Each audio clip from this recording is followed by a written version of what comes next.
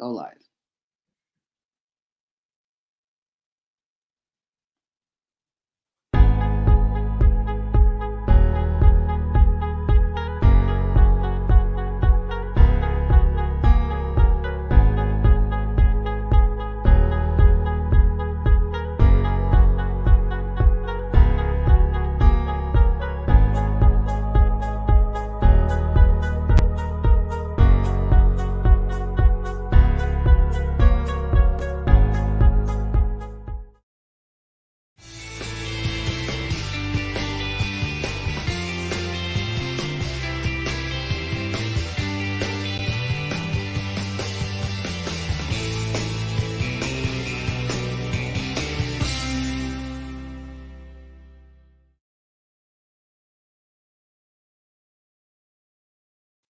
Welcome back to Esther's Breeze, where we sit back, chat, and shoot the breeze. Thank you all so much for your love and support. It's so appreciated.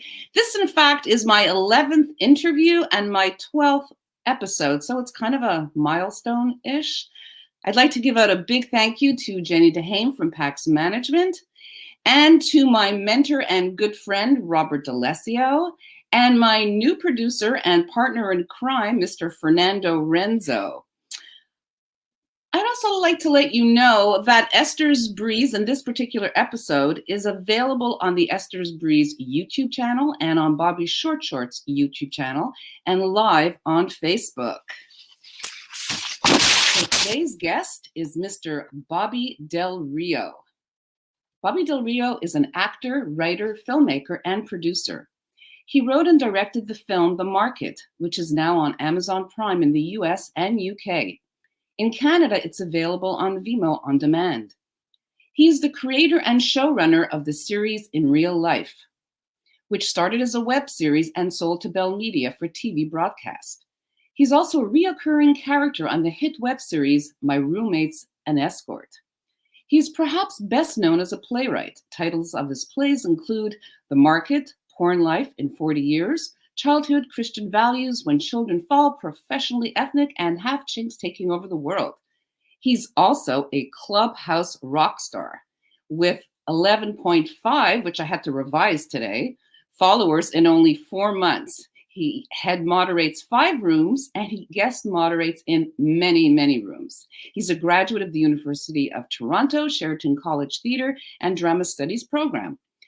He's also the founder-president of Include, which is Canada's largest multicultural network in theatre, film, and TV. Now, Bobby created this web series to the one that's called In Real Life to deal with online trolls. And I have this beautifully crafted 1-minute video that I'd like you to see.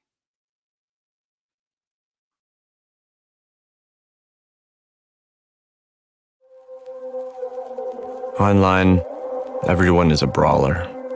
In some ways, it enables the worst part of humanity. The narcissism, posturing, the bullying. What if you met them in real life? Would they have that same bravado? I was mercilessly bullied online.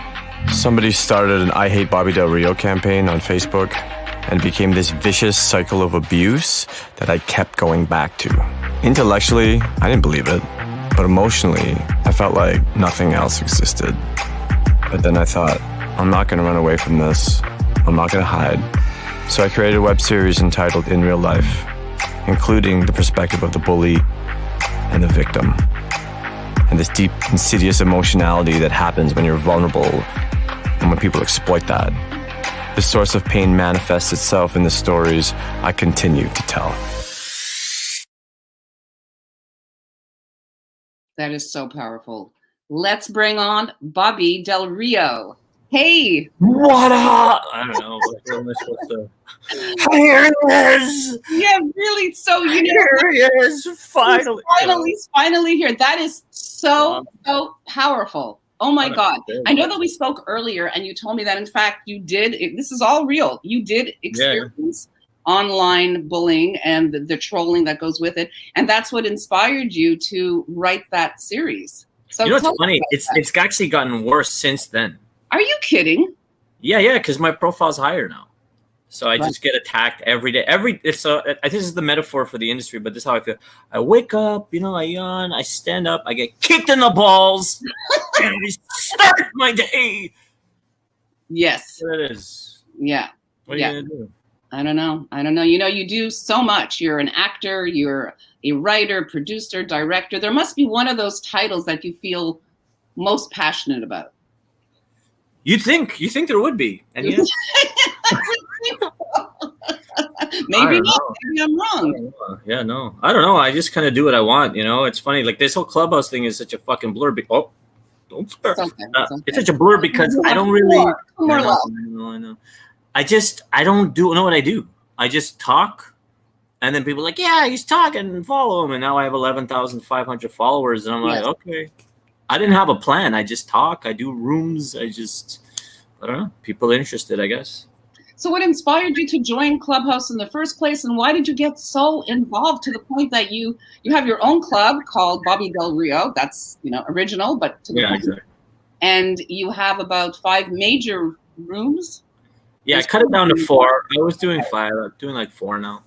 But I'm do 75 rooms a week, so. Because you moderate on a lot of them as well. Yeah. So now I'm on all the biggest stages of Clubhouse. So what does that mean, on the biggest stages? Okay, so I was, I still am one of the top mods in film, right? So all the film rooms, like obviously not every single one, but the biggest ones, I'm like a mainstay, right? You almost have to think of it. They're almost like these like shows. So I'm kind of like, I don't know, like a recurring character in all these different shows. But it was just for film. But in the last maybe 2-3 weeks, I've been focusing on just the biggest rooms generally, which usually are the business rooms or more general conversation. So now I'm becoming friends with most of those mods. So I get modded in those now too. So like literally every hour, I have my choice of 4 rooms. So I usually just go into the biggest one. And I kind of just do that for 100 hours a week. And that's what it is. So for those people who don't know, and I'm sorry they can Google it, but if you'd like to explain a little bit what Clubhouse is, the app. Yeah, sure. It's funny, like in a way, I'm this sort of like spokesperson for Clubhouse because like literally 17 interviews I've had set up in a month, and a lot of people don't really know what Clubhouse is, right? Because if you're not on it, it's still like a small percentage of the population that's on it. You don't really know what it is. So it's like, when are they gonna start paying me? Clubhouse. When are you gonna start paying me, Clubhouse? When are you gonna start paying me? So I just let everybody know Bobby met Fernando Renzo before the show, and he's been on this Italian. I know. It's cool. We love it. Hey, Clubhouse, I'm gonna promote you, but what are you gonna do for me, Clubhouse? 100 hours a week I put into you, but what are you gonna do for me? So I don't know what the hell I'm doing right now. Clubhouse. So Clubhouse is an audio-only platform. Yeah. It's basically like Facebook if all you could do is talk. So you could post one photo, you can do you have like a long bio, whatever, but that's all it is. So it's really just talking. So I think because I'm a performer, right? And I have, I've been doing improv since I was a child, right? So I'm very, very comfortable. Like this is live. I'm like, oh no, I don't care, right? Like it's like I'm very comfortable public speaking, performing, all this my whole life. So for this platform, it's really just about, in a way, public speaking. Yeah, that's true. So I'll speak today. I spoke in 2 rooms that had over 500 people in them. Yeah, I was following you in one of them. Yeah, business-oriented room. Yeah, they got up to 700. I don't know, whatever. And I don't care. I joke around. I'm very loose. A lot of people get very nervous, but I don't care because I'm a performer, right? I've been a professional actor since the 90s. So I don't care. I'll say whatever I want. Fucking 800 people, 8,000 people. It doesn't matter to me. And I think it separates me because a lot of people are kind of nervous, so they're kind of stiff. But for me, like I joke around, I say this, I'm more authentic, I'm just me. Yeah, and so it comes off, I think, pretty well. I think 11,500 people think so. So how did that translate into Instagram, for instance? Because I know that it does affect Instagram and gives you organic followers. Like, how did that work? Yeah. Okay, so basically, there's no DM function on Clubhouse. Yeah. So you just link, and whatever, I'm just saying for the audience. I know you know this, but so you have to link it to your Twitter and your Instagram. So you have your choice to link it to either or both. I link both. So Twitter, maybe I got an extra, I don't know, a couple hundred followers. But my Instagram, I don't know. What I always say is I'm funnier than I am good looking. So I never really cared about Instagram. You know what I mean? So I was like, in like 5 years, literally just like 1,000 followers, which is like nothing. Do you know what I mean? Like nobody cares. And then in 3.5, 4 months, whatever it is, I have gone from 1,000 followers that nobody cares about to close to 4,500 followers on Instagram. So it's boosted like 450%, which sounds like better than it is, but it's a lot. But it's real. I don't buy followers, nothing. Oh, I know that. I went from getting like, Esther, 3 messages a week. Oh, hello, Bobby. Hi, man. You know, to 300. Oh, I believe it. 500. I can't even keep track. It feels like every minute. Probably isn't every minute. It feels like it. I just get a new message, a new message, a new message, a new message. I'm just like, and then people want to talk to me all the time. Oh, let's talk. It's like, I don't have time to talk to you. I got to talk to Esther. Let's get our priorities straight, right? Yeah. And but you're like instantaneous. Like if I sent you a message, you were like 3 seconds later you answer. So you're there. You're very available, and that makes a difference as well. And I usually ask artists this, like the importance of social media. What do you think the importance of social media is as an artist? Wow. Okay, so we mean like in society, or do we mean for like an artist? For an artist, for your career, Got it. Okay, so look, you don't need social media to be an artist, because an artist just makes art, right? So you don't need to. You can just perform in things, or write things, or direct things, or draw things, whatever it is you do, make music. You don't need social media to be an artist. But I will say, in the business of art, you really do need social media. It's the #1 marketing tool. To be honest, there's a bit of a debate. I had put together a Clubhouse room, and it was like, so I became friends with Tori Spelling on Clubhouse. So like literally, like I'm texting Tori Spelling. I'm like, what's happening? Like I grew up with 90210. She's awesome, by the way. I love Tori Spelling. Okay, so I brought Tori on this panel, and then I brought on like a ton of like, whatever, YouTubers, TikTokers, people with millions of whatevers. And so I had basically had like a debate, but a friendly debate. I was trying to figure out like, okay, so what is the role of social media influencers on Hollywood? I will say I'm a bit older. Right? I'm 43. And so Tori and I sort of agreed, because we're more like inculcated into the mainstream, Hollywood and film culture. I'm repped in Hollywood as well as Toronto. There's a couple managers who want to work with me as well in Los Angeles. So I'm trying to figure out exactly what I want my team to be. But for the most part, like people don't really care so much if you're an established talent when it comes to like your social media following. But I do think for emerging talent, unestablished talent, they are looking at like the top influencers, right? The people with the most, followers on TikTok or Instagram or YouTube. And I think they are giving them chances. I do think most of them fail, quite frankly, because it's a very different thing. I'm a Shakespeare trained actor, right? So it's very, very different to like perform in legitimate film and television than it is to perform on your phone or whatever.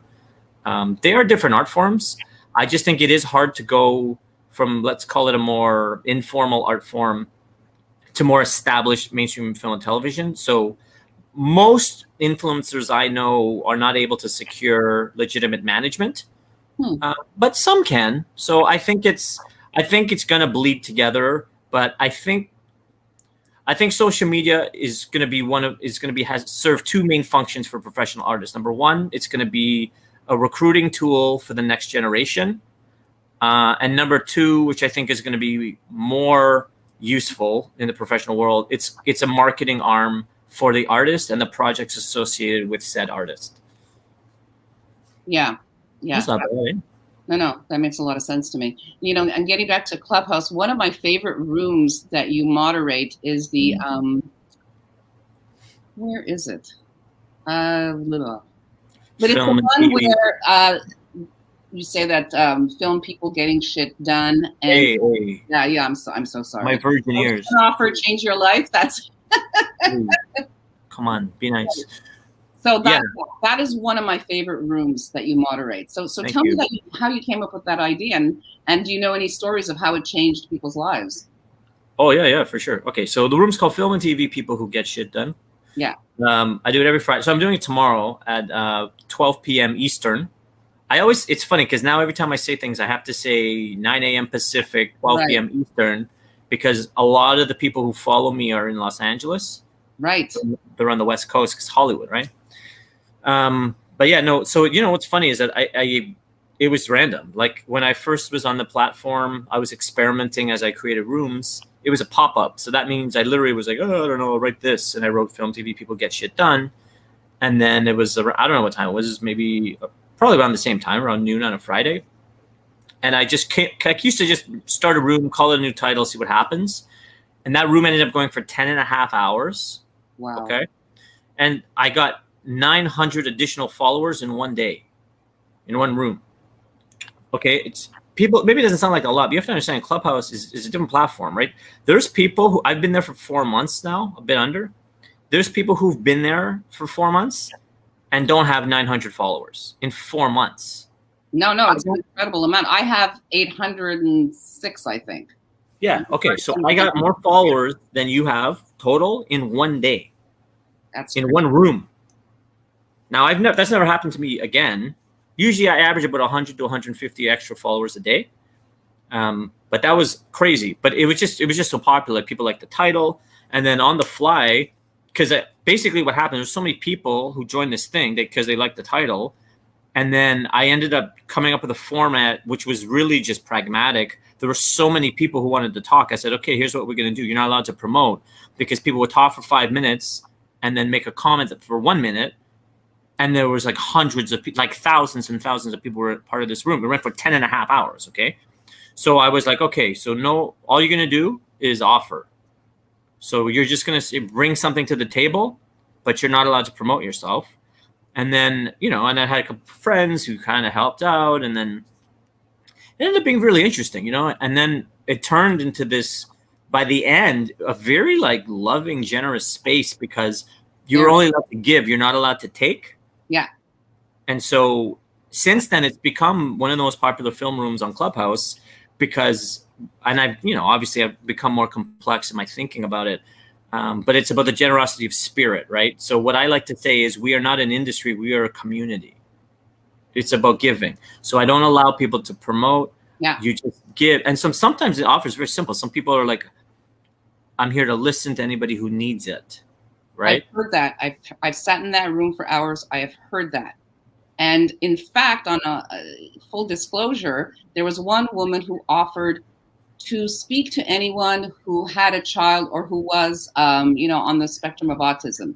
So yes. I actually hooked her up with my son, who has neurodiversity. Oh, I didn't know that. Yeah, he's a singer-songwriter, and so every once in a while they chat. And that came from your room.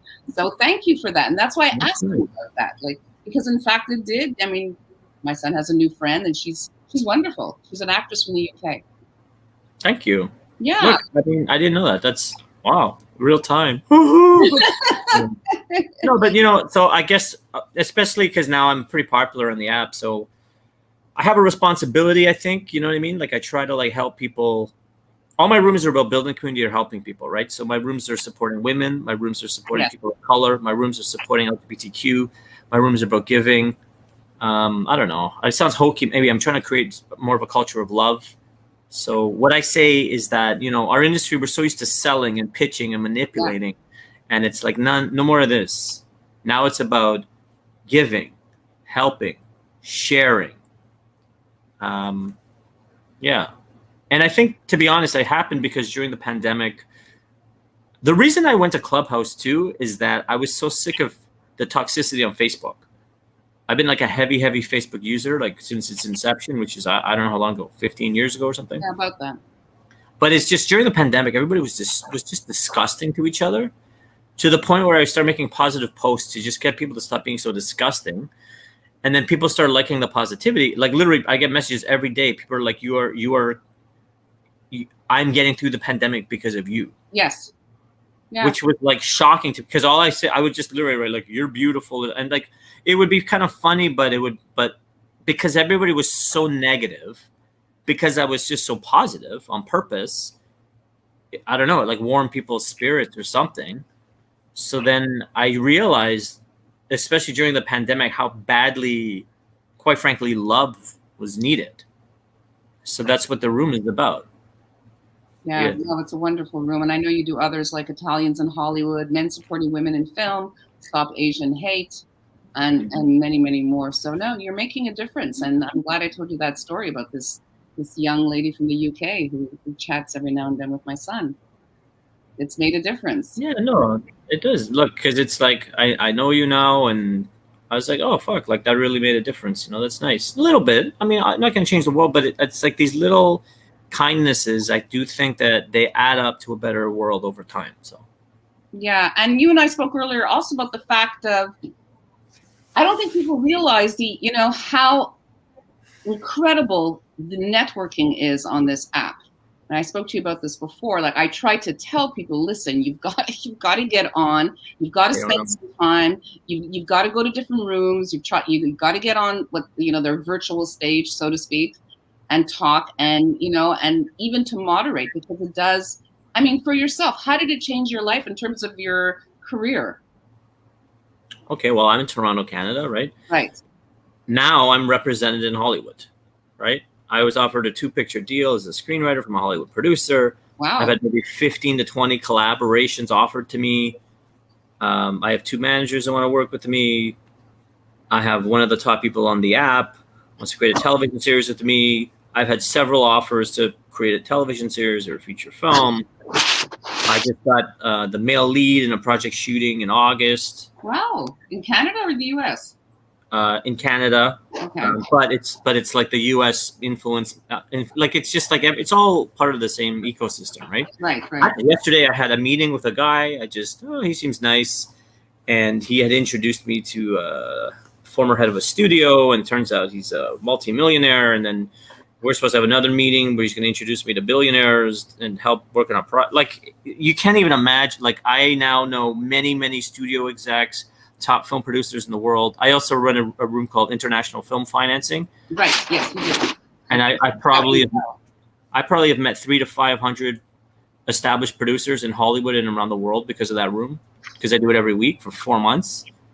So, and then I was invited to be a guest speaker speaking about international film financing at a film festival in the Caribbean on the weekend. And it's just every day I get offered a new opportunity, whether it's an interview or a job. And these jobs are not like, hey, can you mow my lawn? You know what I mean?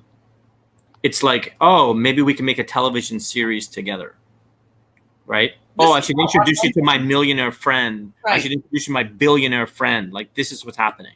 Yeah, I know. We spoke about that, and I've heard this from others as well. This is all authentic. People think, oh no, those people are real. They're they're scammers. No, it's very real. Oh, Bobby Short Shorts. Wow, I'm really impressed. This is amazing. And he's one of the people I've been telling to get onto Clubhouse. Bobby, do the name justice. Join Clubhouse, please, Bobby. From one Bobby to another Bobby. That's very funny. So, hey, a little bit. Hey, Paisano, do you speak any Italian? Hey, Paisano. He doesn't. You don't. I swear. I know all the swear words, but that's all you need to know. Don't worry about it. You're good. That's all. I'll help you in life. So, talking about filmmaking, you did produce a feature-length film. It's actually available, like I said earlier, on Amazon Prime in the UK and the US, and it's on Vimeo on demand in Canada. Yes, that's on demand. Yes. Yeah. So I'm going to play a little trailer so that the Go folks can see. Yeah, it looks like an amazing film. Ladies and gentlemen, it is time! Fight! We welcome to the ring the most vicious, the most violent fighter we've seen in a long time! Fight! He is your man! His name!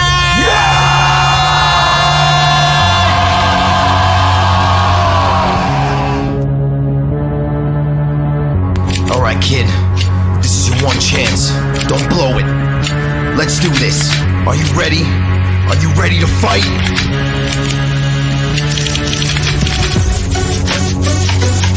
Let's fight! Let's fight! Let's fight! Let's fight! Let's get down to the nitty-gritty! Let's fight! Let's fight! Let's get down to the nitty-gritty. Let's fight. Let's fight. Come on, motherfuckers, let's step in the ring. Go up against a train man. Let's see what you can bring. This is true or strong. That's the way it's gonna be.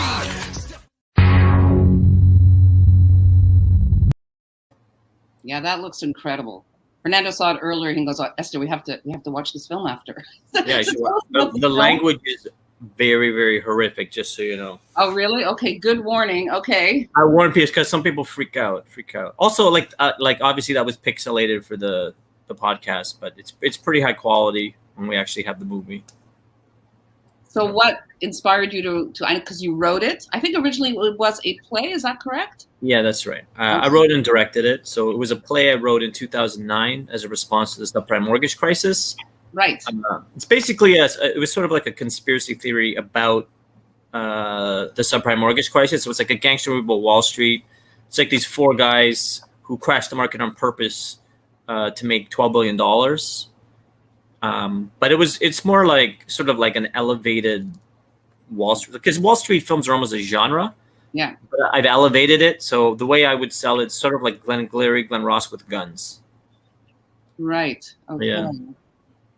Yeah. So how did you go from making live theater to making it into a film and then getting it distributed? Like, how does that work? 10 years. 10 years. Yeah. You know, okay. So I did it in 2010. Okay. In an office at Jarvis and Adelaide, right downtown Toronto. Okay. And it was like, we didn't get that much press, but it was the best response of my career. Like I literally had people stopping me in the street and being like, I said your play's the best play I've seen all year. I emailed every single person my address book, told them to watch it. I'd be like, all right. Then they would take their iPhone and show me. I was like, oh, you did? Oh, okay. And then we sold out pretty much every show. I had some of the best playwrights in Canada tell me it was one of the best plays they'd seen in years. I had some people tell me it was the best play they'd seen in their lives. And I had 50 to 100 people say this has to be a movie. Because I had no intention to be a screenwriter. At that time, I was like, I don't care about films.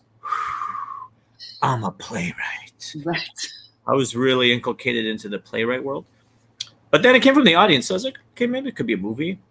I had no idea how to do that. And then, it took years, and I decided that I would just figure out how to do it. And I raised a little bit of money on Indiegogo with the help of the cast. We raised $5,500. Yeah, so I ended up making the movie for $12,000. Not a lot of money. Not at all. But it ended up turning out pretty well. Now, it did. We played a festival in India. Okay. We toured some cities in India. We were in Italy, where apparently they hated it. I was like, all right, well, what are you going to do? Why would they hate it? Well, whatever. Who cares? It was years ago. Apparently, the guy who programmed it didn't watch it. And my movie is also sort of a sub theme. It's about toxic masculinity. Okay. Although that term didn't really exist when I created it, so I would refer to it as raw male aggression. But these days, there's a name for that. It's called toxic masculinity, and it's very well researched. Okay, so the movies. I read books and documentaries and articles and magazine, you name it. And this is how these guys actually talk, right? They're very, very sexist, very, very racist, very, very homophobic. So what I did is I turned the movie into an allegory for capitalism. So it's like a metaphor. So the way the guys treat each other and the way they treat everyone is an extension of the way the system of money sort of dictates disgusting attitudes around the world. Yeah, exactly. Most people who are quite thoughtful and intellectual understand that element. Yeah. Some people don't. Like some people, it's funny because some people will be like, "Makes me want to be a bond trader." Woo! And I was like, "You didn't understand the symbolic elements of the. It looks awesome." I'm like, okay. I mean, look, some people like that because it's very sort of like a thrill ride. Like we've had a lot of really good testimonials, and it's a very sort of captivating movie. But you need to understand that it's an allegory. Some people have accused me of being racist or sexist. I was like, really, you can differentiate between a character and a point of view about a subculture? But what are you going to do? Some people are stupid. I said it. I know you said it. You did not put yourself in the film. You did not test yourself. No. Why? You know, it's funny. Even the cast was like, "Why didn't you in the film?" But I guess for me, because I never made a film. I never even made a short film. I had made a short film. No, never. Nothing. So now, since then, I think I've directed like 10 to 15 short films. And I directed every episode of IRL, right? The web series I created. Yeah. I actually watched a few episodes of it years ago, before I even knew you existed. Oh, yeah. Thank you. Yeah, you're welcome. But that all came after. So I had never made a film. I had directed one thing on mini DV in my early 20s, which was really co-directed by my brother Tony, who's like more like the filmmaker in the family. Oh, really? Okay. Yeah, so he was a DOP, and he actually edited my feature film, The Market. He did a very good job, actually. But I had never directed. So The Market was actually my first time ever directing a film. Wow, well done. Yeah, so my DOP, Andrew Hunter, he was very young at the time, but he was brilliant. He knew everything technically. He was so talented. I learned a lot from him. A lot of the cinematography, obviously, was him. A lot of the shots are him. But one thing I was good at is that I know the story very, very well because I wrote it. And I know acting really well because I'm a professional actor. At this now, it's like literally, I've been paid to act for 27 years, right? So, my goodness. So I picked good actors. Julian Dezadi and Kyle McDonald were from our play. They were in the original production. So I knew like they're gonna smoke it. And then I had to recast 2 supporting roles because the other guys who were in the play had left the industry. So I had to get new people. And I rehearsed it like a play, which I don't think too many people do in film. But that was my background, right? At that point, I had directed, 15, 20, 25 plays when I made that feature film. So I actually had a lot of experience making art, but never a movie. So to be honest, it wasn't so hard because Andrew really managed the production logistics in terms of cinematography.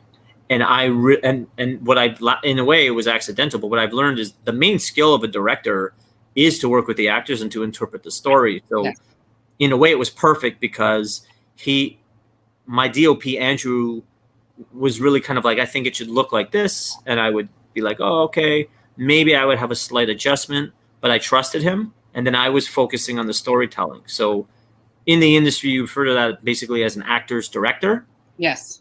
And that I'm definitely an actor's director, right? So there was one pivotal scene in the movie where one of the actors was not quite at the level that I wanted to be. I ran 45 minutes of acting exercises on set. Wow. During, it was like an 18-hour day. But his performance went from flat to one of the best performances and scenes in the movie. But I put 45 minutes of Meisner into like guiding him.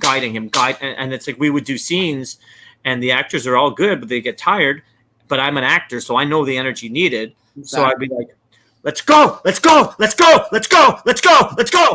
And I'm like, bring this energy because they need it to be elevated in some scenes. And I know how it has to feel as a performer. And so there's like, I'm literally like screaming. They finally get there and I'm like, action. And then it would go in. So I get the performances that I want to get, right? Yeah. I actually have a little video about the behind the scenes and some of the actors talk about the film and working with you. I'm just going to put that up. All right. 'Cause I'm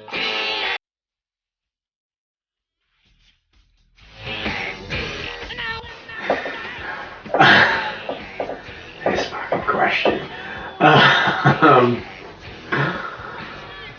That's a tough one. It's about power. It's about conquering. It's about using money as a weapon. These 4 guys who pretty much take the world on and win. So it was like Wall Street meets Entourage meets a mob movie, which was really, really neat. Loss of innocence, corruption. I think it's also a coming-of-age film. The power dynamics between men. To me, it represents kind of what goes around comes around. The script is basically a metaphor for capitalism. This, deplorable cesspool of money. It just represents a good time. Like, it's a pretty fun movie. It's an awesome movie. It's refreshing how raw it is. It's high. I think it represents the highest stakes someone could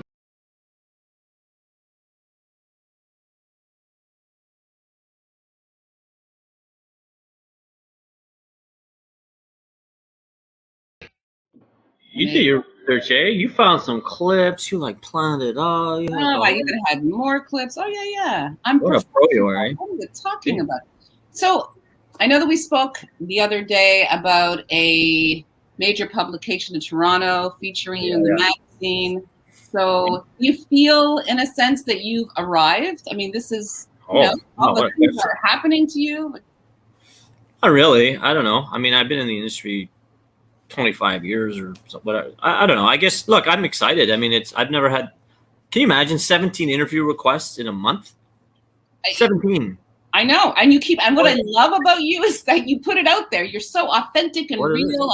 And it's like, you talk about your follower count. You talk about how many interviews. You're like a kid in the candy store. You're so excited. It comes across. And I love that. And that's what at the same time, but at the same time, I'm not up my own ass either, though, right? Like, I put it this way. I started my career with a 30-minute television documentary about me. Okay? So, can you imagine? Why? That's how I started my career. How did that come in fruition? Like, how did that come about? Look, they needed a playwright. I knew the thing. They liked me.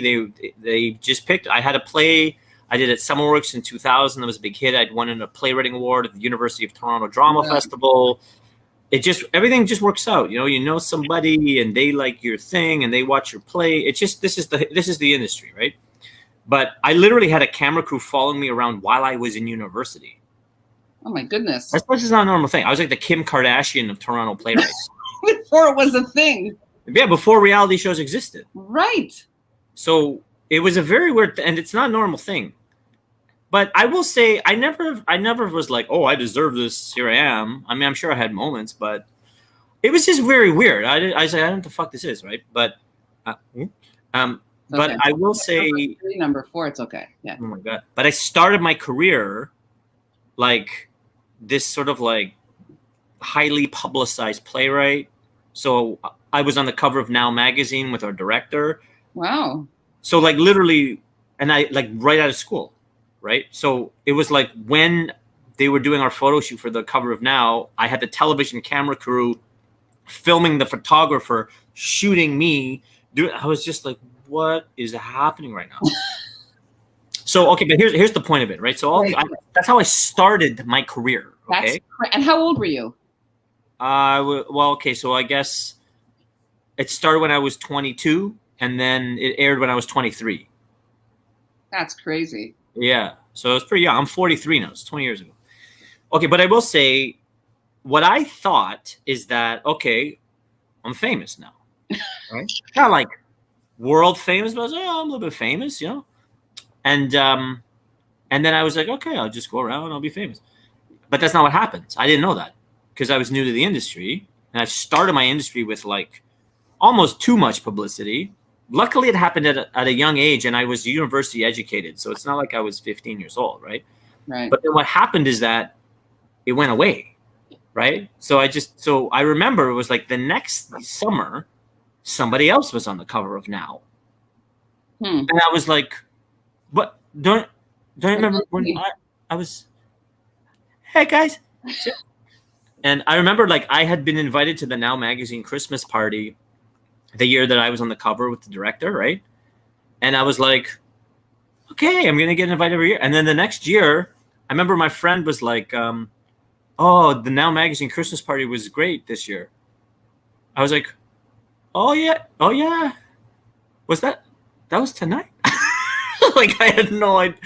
And then and it wasn't personal or anything. Like that publication's been great to me over the years, but it's a project-based industry, right?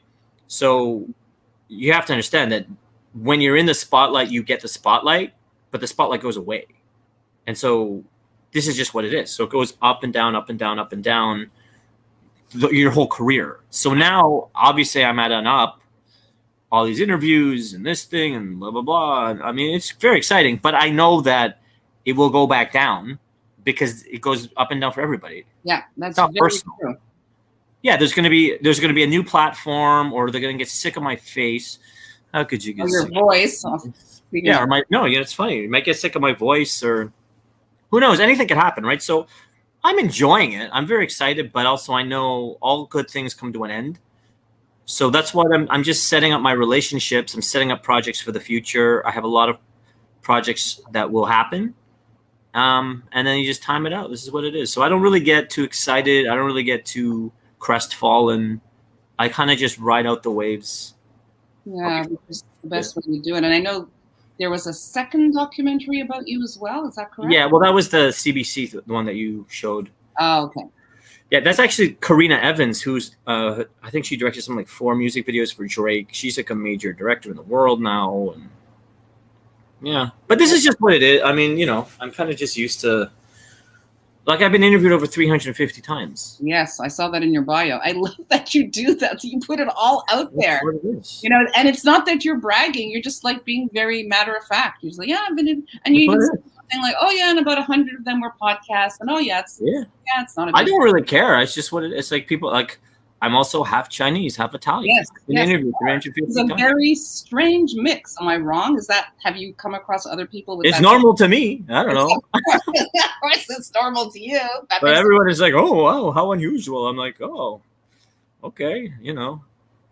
Yeah. It's funny, like I wanted to have an anthology of my plays called A Stereotypical Chinese Italian. That's the thing. Yeah, but it's like, you know, to me, that's what normal is. Yeah, of course. Right? So it's everyone else in the world that's screwed up. I'm the normal one. Were you brought up in Toronto? I was, yeah. We lived in the Bahamas for 4 years when I was like a baby. Okay. And then my dad went to law school Western, so we were in London, Ontario for 3 years. Moved back to Toronto in grade 4, so it was 9. So I've been in Toronto for 35 years. Although now I am planning to move to Los Angeles. Oh, you are? Okay. Well, my whole team is in LA now. All my projects are being set up in LA. It's like, it's now at the point where me not being Los Angeles is actually impeding the progress of my slate of projects. Right. But we're just, you know, we're still in lockdown, Toronto. Yeah, you are. Yeah, it's pretty bad there. We're actually getting our curfew lifted tomorrow. So we're all very excited. Everybody's booking terraces. The restaurants aren't open because Montreal is still going to remain. We have, our zones are in colors. I think yours are different. Like the phases are. I don't know what they're doing. The rules change every week in Toronto. I don't know what the hell's going on. Right. Yeah. No, I understand. Well, hopefully this will be over soon. And I was curious on how the process is for someone like yourself to move to LA. Like what do you have to do legally? It's a lot. I mean, okay, so I have been working with an immigration lawyer. I mean, look, luckily I have been interviewed so much, and also this latest slate of press will help as well. Yeah. You essentially have to, like, I can apply for an O1 visa or a green card. Yeah. I probably have enough of a resume to get either. The green card is more risky because, you know, it's a really more of a long-term commitment to the United States. So they're a little more, actually, and again, I don't know. This is just what I'm being told, but I just hear it's a lot more, they're a lot more, what's the word, discerning. Where the O1 visa should be very easy, and my agency is going to sponsor me, and I have everything set up that way. But it's not as good because it's a shorter amount of time, and you're limited to like a couple different areas. So it's quite a long process where you have to like petition the U.S. government to show, look at me, I'm amazing. Here's this article and this article and this documentary, and I did this and this and this letter. Like I basically have to like prove to the U.S. government that I'm worthy of being an extraordinary citizen. Yeah, I understand. So, yeah. Well, I wish you the best of luck and thank you. And much success. Your star is rising. You've been an absolute pleasure to speak to. And I'm going to ask you to stick around for 2 minutes. Sure. Yeah, I'm just going to say goodbye to everyone there who's watching. Thank you so much. We had a great time, and we will see you next week at 8 o'clock on Esther's Breeze. Ciao for now.